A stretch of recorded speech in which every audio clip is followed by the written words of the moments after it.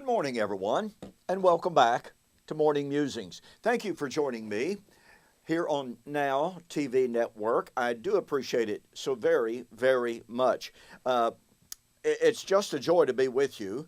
I appreciate, by the fact, hearing from some of you who have been watching, watching my videos. I've been drinking a lot of coffee this morning. Well, and not a lot. This is only about my fourth or fifth cup.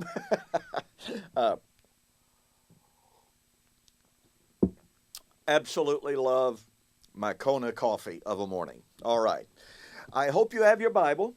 I hope you have your notebook. I have been sharing with you the challenge of Christ over the last few months. What is that challenge? Well, quite simply, that challenge it's found in John 10:37 and following, where Jesus, standing in front of a hostile crowd, said, "If I do not do the works which my Father has given me, do not believe me. Do not believe me for my words' sake. Believe me for my works." You know, there's an old saying, put up or shut up. And actions are stronger, they're more powerful, they are more effective than words. Hey, look, anybody can talk a good show, right? I've shared with you examples of people who committed suicide, leaving behind notes that said, "In 3 days, I will rise again." They didn't. The utterly astounding nature of Jesus' claims that he was going to go to Jerusalem, there be crucified and slain, buried, raised from the dead the third day. I mean, have you ever honestly just tried to put yourself in the audience when Jesus made those comments in Matthew 16, Matthew 20, Matthew 21, and other passages? I mean, here are men that have been with him now for over 3 years, and he's telling them over and over again, guys, listen to me. I'm going to be crucified, but on the third day, I will rise again. And going so far as to say, John chapter 10, verse 18, speaking of his death, he said, "I have the authority to lay it," my life, he said, "to lay it down. I have the authority to take it up again. No man takes it from me." Now look, from the external vision, from the outsider looking in, when you looked at Golgotha on that day, what would you have seen? You would have seen 3 men crucified by the Romans. The Romans took their life. But the one in the middle, no, they did not take his life. He gave his life. It's just like Jesus said in Luke's account of his passion in the garden. "Do you not think that I cannot call on my Father, who will send a legion of angels to deliver me?" Jesus knew what he was doing. And so as astounding as it is to us today, when we read of his prediction that he was going to Jerusalem and there be betrayed and crucified, buried, and that he, through his own sovereignty, through his own authority, was going to raise himself from the dead. Oh, by the way, that pretty well proves life after death, doesn't it? I mean, after all, if you're like Rover and dead all over, you don't have any consciousness whereby to raise yourself from the dead. Hello? I mean, there could not be a clearer statement, a clearer affirmation of life after death than the fact that Jesus said, I'm going to lay down my life. I'm going to die. I'm going to be crucified. I'm going to be buried. But guess what? I am going to raise myself from the dead. So we've been looking at Jesus' claims in light of his challenge. Now remember, the atheists, the Muslims, the Jews, all say Jesus was a liar. He may have been a lunatic and deluded. But the point of fact is, he didn't do what he said. Well, Jesus said, if I do not do what I tell you I'm going to do, don't believe me. What an incredible challenge.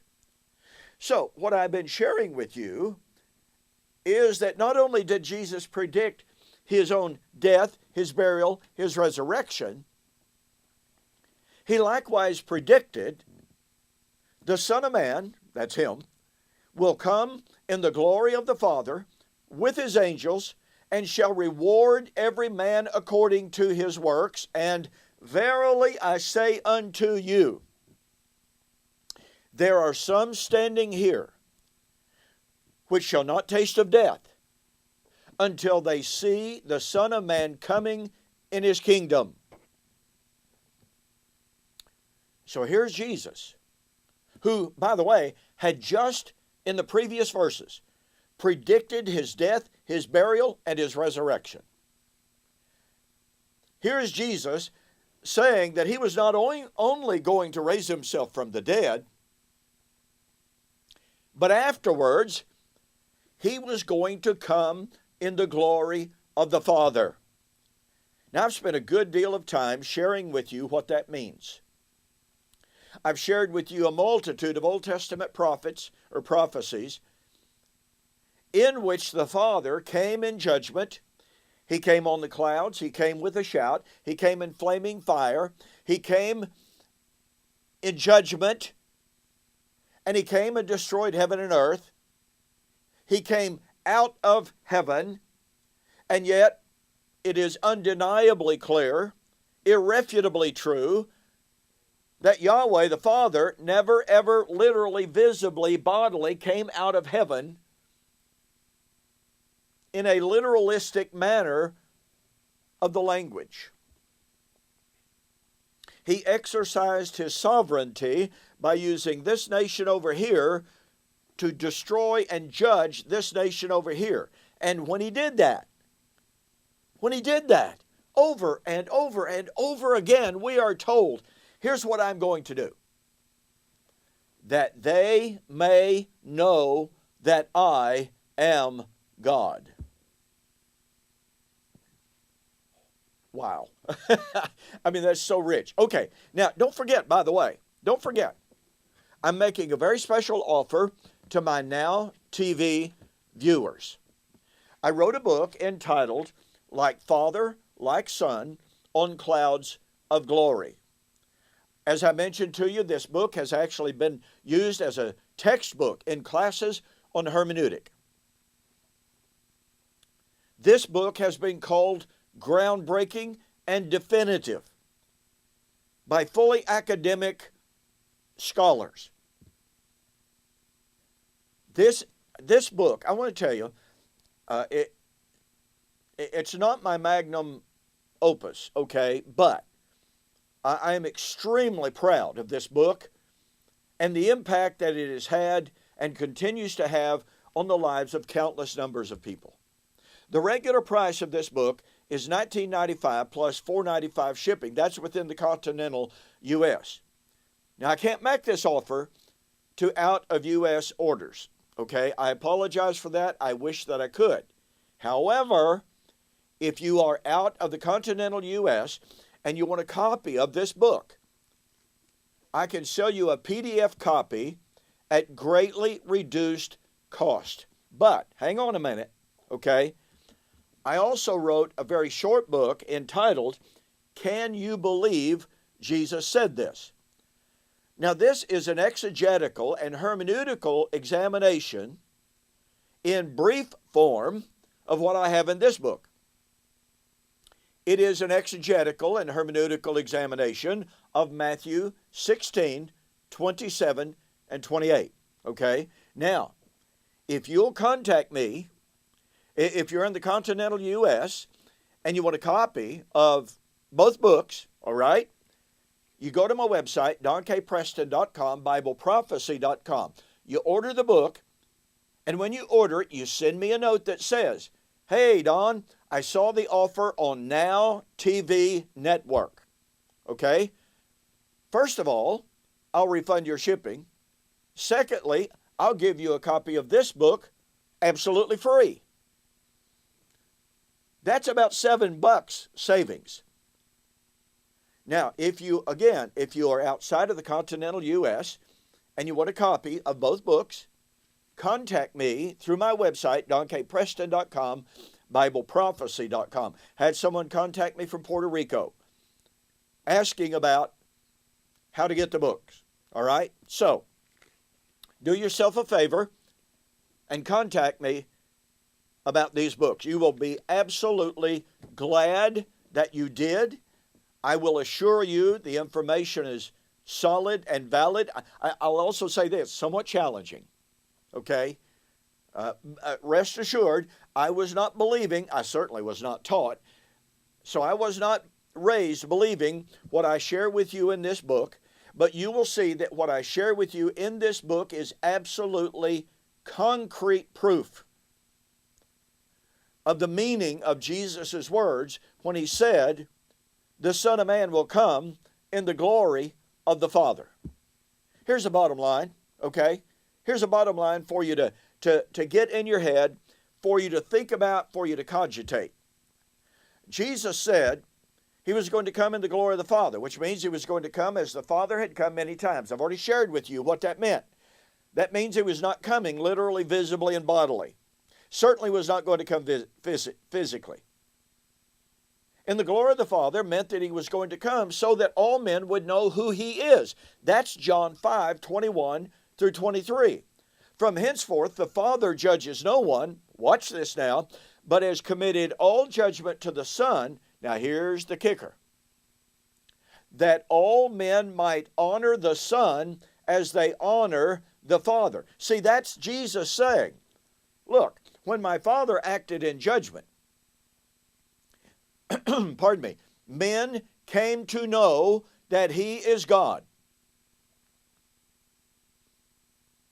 He has now committed judgment to me, pardon me, so that when I, exercising that prerogative of judgment committed to me, men may know who I am and worship me like they worship the Father. Do you catch the power of that? Do you see who Jesus is affirming himself to be? But again, back to the point, Jesus was saying, I'm not going to be manifested in my coming as a 5'5" Jewish man in a physical body. I'm going to manifest my sovereignty. I'm going to manifest my authority by revealing myself to be King of Kings and Lord of Lords, by revealing myself to be God. Wow, this is awesome stuff. Now, let's get back to our exegesis of Matthew 16, 27, and 28. Last week, I shared with you the common views concerning these two verses. In the tradition in which I was raised, which is the amillennial view, I was taught, I believed, I even debated the view that says Matthew 16:27 is fulfilled at the so-called, now imaginary, end of time. Bible knows nothing about the end of time. Verse 28, however, looks to Pentecost, which at the absolute outside was 18 months away. And so I was indulging in in a humongous gap theology. So here's Jesus in Matthew 16:27 saying, the Son of Man will come in the glory of his Father with his angels and shall reward every man according to his work, period.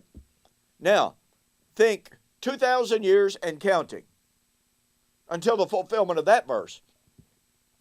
Oh, but then look back 2,000 years to the day of Pentecost. Verily I say unto you, there are some standing here which shall not taste of death until they see the Son of Man coming in his kingdom. Pentecost, at the most 18 months away. Do you see what I was doing? I was indulging in the gap doctrine. I'll never forget when I very first began to realize the power of taking these verses as a united discourse. I was stunned. I got out my Strong's unabridged concordance. Now, believe you me, this was way before the days of electronic Bible study programs, way before Bible Hub, way before Bible Gateway, way before Bible or Logos. I mean, I had my unabridged Strong's concordance. So I got out my notepad and I started looking up, verily I say unto you. And I discovered, by the way, I illustrate that and demonstrate that in this little book. Can you believe Jesus said this? Look, folks, this is an extremely powerful point. If you catch this point, if you see this point, if you accept this point, then it proves beyond a shadow of a doubt that Matthew 16:27 and Matthew 16:28 are joined. They are a united discourse. Verse 28 is not a different time, not a different place, not a different event from verse 27. Now here's the point that I left you with last week. After sharing with you the view that the traditional view in which I was raised, that verse 27 is the end of time, verse 28 is the day of Pentecost, it hit me one day, like I said, as I had my Strong's Unabridged Concordance out, and I began to see how that Greek term, amin, lego humin, was used. I counted up the times. At least 95 times that term is used in the Gospels, Matthew, Mark, Luke, and John. 95 times. And if you remember how I closed last week, you will remember this point. I'm going to make the point again. I'll probably make it again and again, because you absolutely must catch the power, the force, the meaning, and the implication of that Greek term, amin, lego, humin. So once again, the term is used 95 times in the New Testament. And here's what I discovered. I read through every single passage where that Greek term is used. I verified in my Greek text, yes, that's the term. That's the term in the English translation. And in all 95 cases, every single one of them, the Greek term, amin, lego, humin, is used, listen to me carefully now, please catch the power of this, amin, lego, humin is used to call attention to what is about to be stated that will emphasize something that has already been stated. Let me go over that again, okay? You really have to understand this. Amin, lego, humin calls attention to what is about to be said, which emphasizes, calls attention drives home the point of something that has just been said. Now, what does that mean? Let me tell you a little anecdote. Some years ago, as I was teaching these things, the raging controversy had begun in the congregation where I was preaching. There were some folks calling me a heretic and false teacher and all this kind of stuff like that. And there was a woman in the congregation who was really quite brilliant. She was a Bible class teacher, one sharp lady. Well, I was sitting at my office, and I look up, and here she walks in the door, and she's got this laser beam focus on me, and I'm going, oh boy, here we go. Here we go, I'm going to catch it. Well, see, I knew that she had not been in the classes that I'd been teaching, because she was, after all, a Bible class teacher. And she sat down, and she goes, okay, I want to know what's going on. I want to know what all this talk is about. I want to know what it is you're teaching that everybody's so upset about. I said, okay. I handed my Bible over to her, and I said, I want you to turn to Matthew 16, 27 and 28. She did. I said, now I want you to read it. Well, she started reading it silently. I said, no. I want you to read it out loud. Well, she did. And as she finished reading verse 28, she kind of cocked her head a little bit, and she just kind of looked at it, but she looked up at me, and she goes, okay. What's the problem? I said, well, let me ask you this question. What does verse 27 say Jesus was going to do? What was he going to do? I said, read verse 27. Well, once again, she started reading it silently. I said, no, read it out loud. So she read it out loud. She said, okay. He said he's going to come with the angels and judge everybody. I said, okay. Now, read verse 28 and tell me what Jesus said about when he was going to do that. And she read it. And she saw it for the very first time in her life. And she sat there for a moment and she said, okay, like I said, what's the problem? I said, well, let me ask you, have we ever taught in our fellowship that Jesus came with his angels in the judgment of all men before that first century generation died and passed away? She said, no, but she said, it says it right there. I said, yes, ma'am, it does. But the problem is we've never taught it like that. And she said, well, it's time we started. If that's what it says, she said, I've never seen it until now. But she said, I don't see what the problem of it is because that's what it says. And I said, well, I appreciate your honesty. I appreciate your candor. I appreciate your courage. But I've got to tell you, there are people here at this congregation calling me a false teacher for saying and for teaching what you just came to see. She goes, how could anybody read that like I just did and deny what it says? She said, I just don't understand.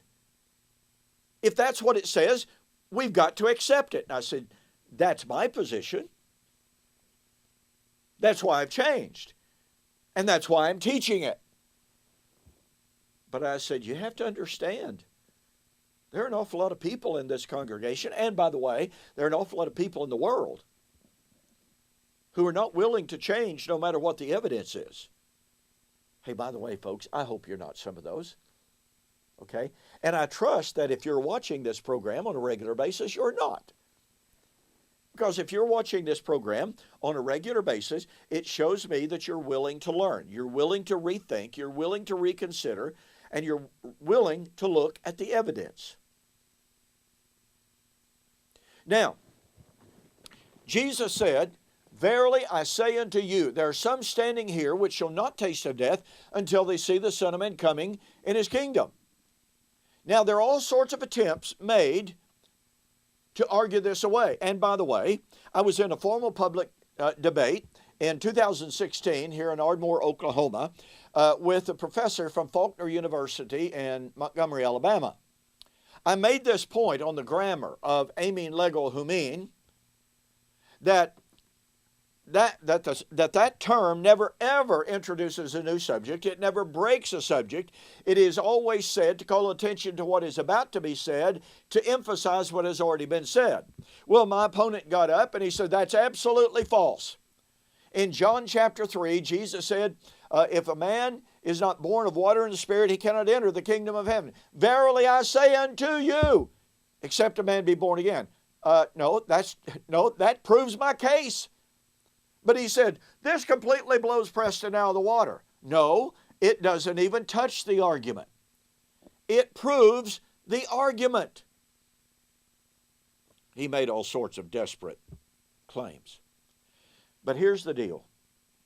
Your concept and mine, as I was raised, of the coming of Christ with his angels to reward every man, my concept was, your concept may very well be, that's an end of time, earth burning, cosmos destroying event. That clearly did not happen in the first century, did it? And yet, the text, the Greek demands that whatever Jesus was talking about in verse 27 had to happen in the lifetime of the audience that was standing there. Don't forget, there was, according to Mark chapter 8, there was a large multitude present there that day.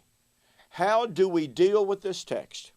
Well, next week and in ensuing weeks, I'm going to explain that to you. So be looking forward to that. See you next week.